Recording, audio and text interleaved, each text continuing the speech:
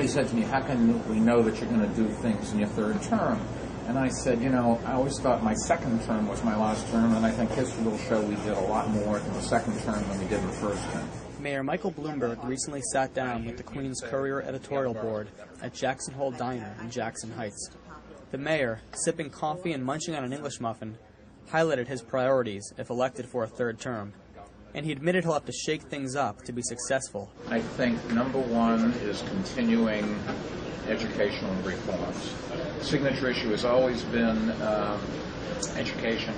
Keep doing it. We've got to get mayoral control approved. Second thing is crime. We, this year, should have another record low crime rate, low crime year. Conventional wisdom, crime goes up and the economy goes down.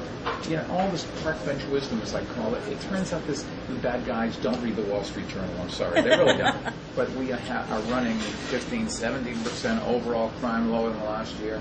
The murder rate is 25% down from last year, which was our second best year, and 10% down from 2 years ago, which was the best. Third thing is job creation and small businesses. Young people want to come here. They love the fact that we're environmentally friendly. They love the fact that we're trying new things.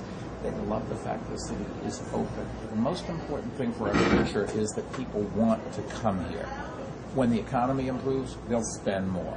But they aren't going anyplace else, and companies aren't going anyplace else. Store owners in your neighborhood and my neighborhood and your neighborhood and your neighborhood will tell you a few more people coming in.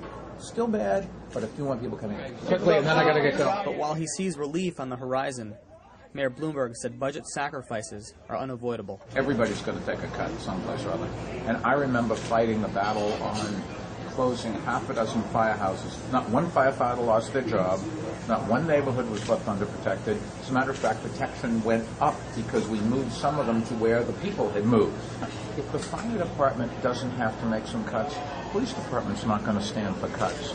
If those two don't get cuts, sanitation's not going to. The teachers are not going to. The real world is you have to spread the pain a little bit. But Queens Courier publisher Victoria Schneps-Eunice told the mayor that too much of the pain is affecting Queens and its cultural institutions.